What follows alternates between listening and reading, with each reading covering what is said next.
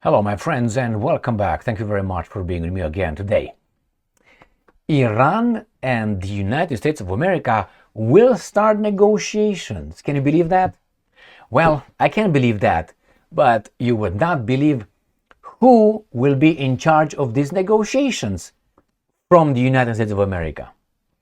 You can't make shit up, my friends. Here, let's start with the first one. Russia Today. 7th of April, Trump warns Iran of great danger. So negotiate with me, like actually do what I tell you to do, otherwise I'm gonna, okay? This is the art of the deal, it seems like. That is blackmail. The US president has claimed that Washington is holding direct negotiations with Tehran to avoid doing the obvious. Threats. These are threats. And he's talking while with the boss. While you're gonna see why.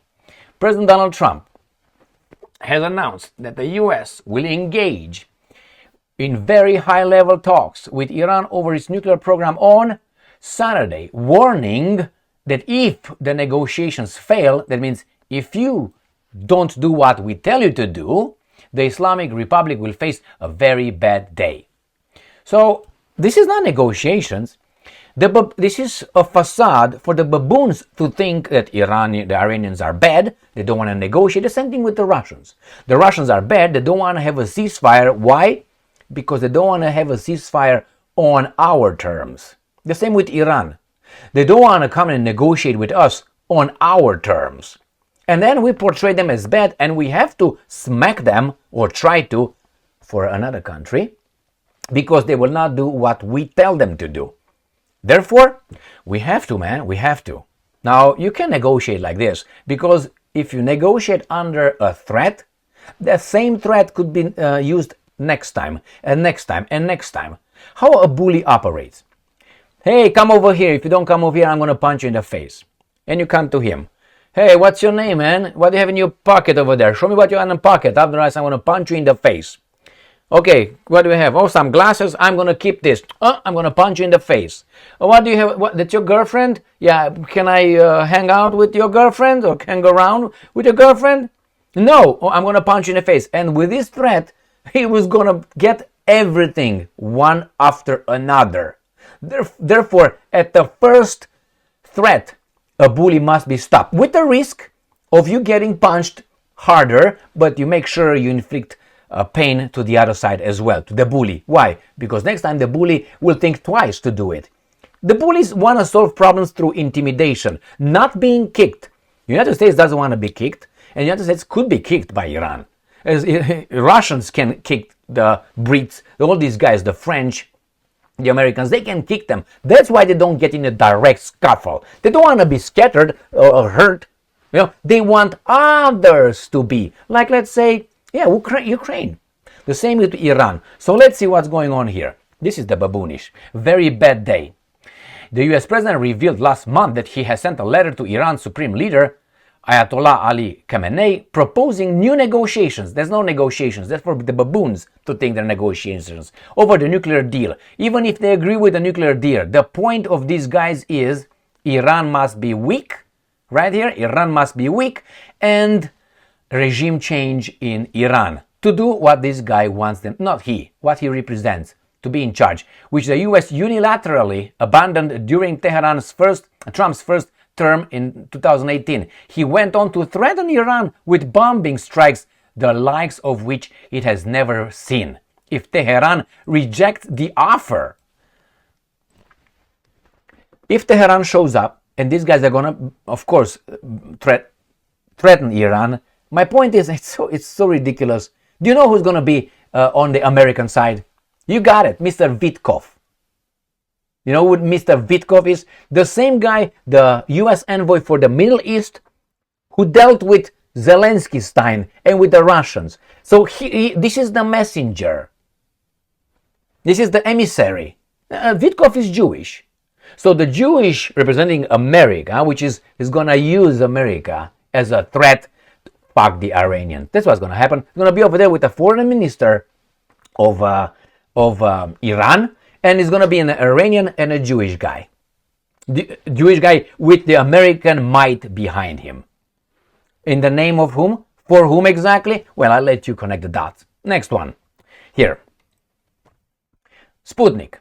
US Iran to hold indirect negotiations in Oman. Indirect. This is 15 hours ago.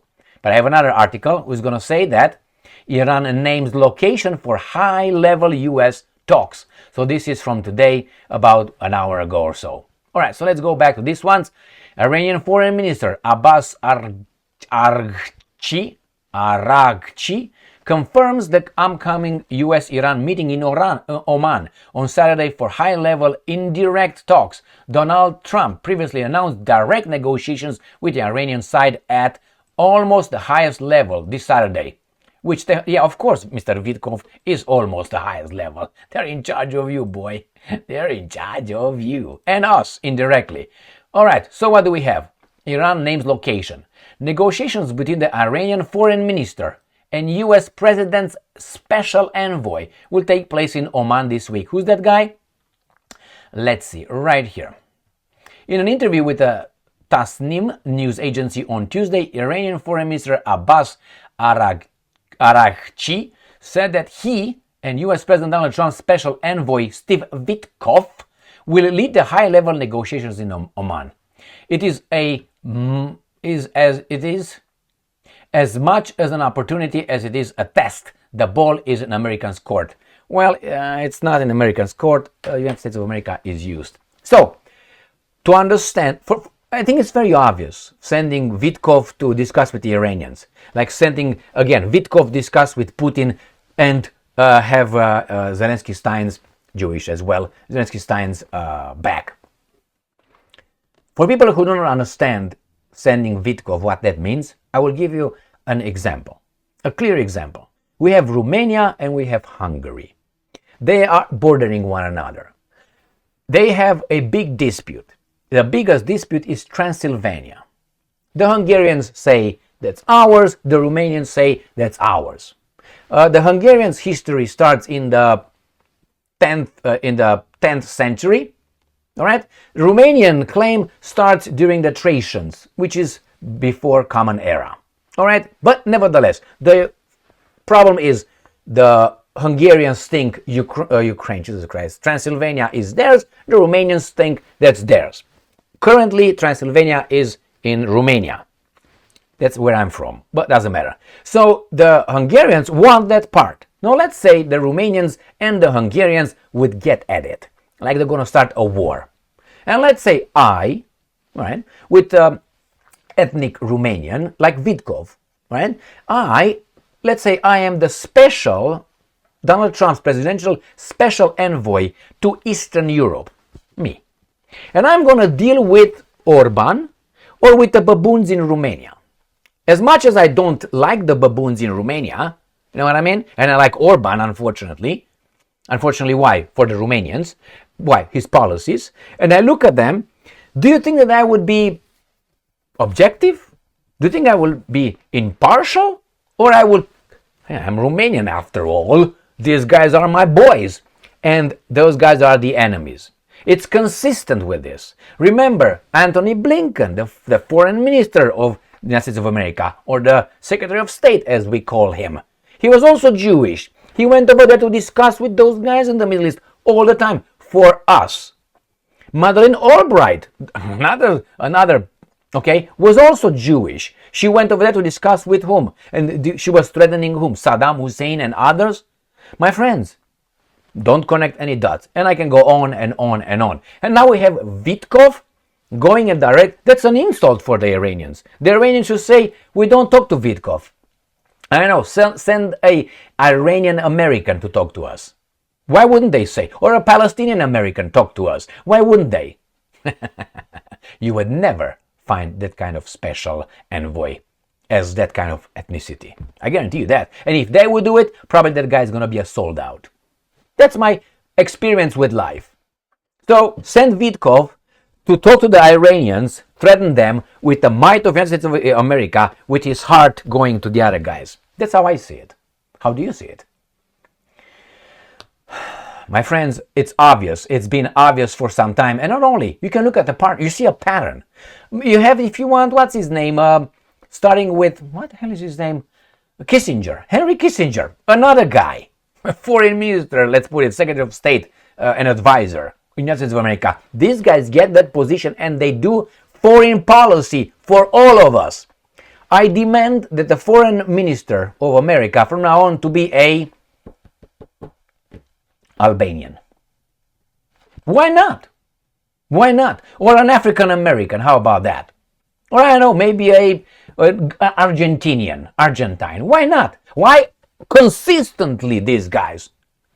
Is because do you think they're smarter? You're stereotyping, you can't do that.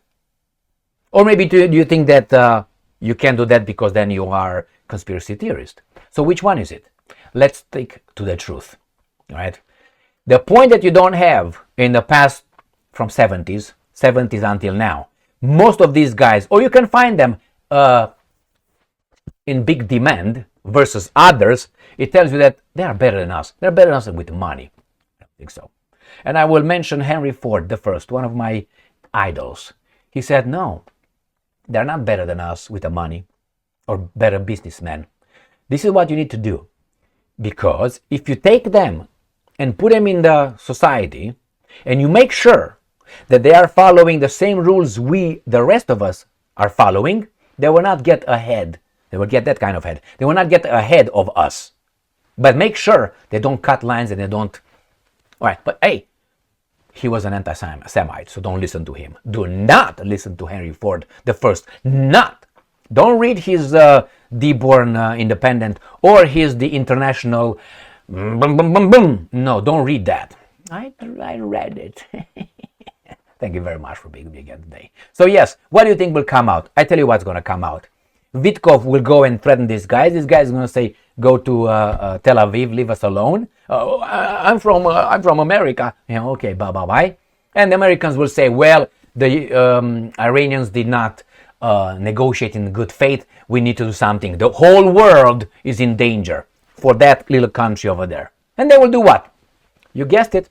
They will do what the Romans did to Jesus Christ in the name of whom? The Romans had no problems with Jesus Christ. Remember, after all, what's his name? Pontius Pilatus washed his hand. He said, I see nothing around. Crucify him. Thank you very much for being with me again today. Stay strong, stay smart, look for the truth, and be just. See you later.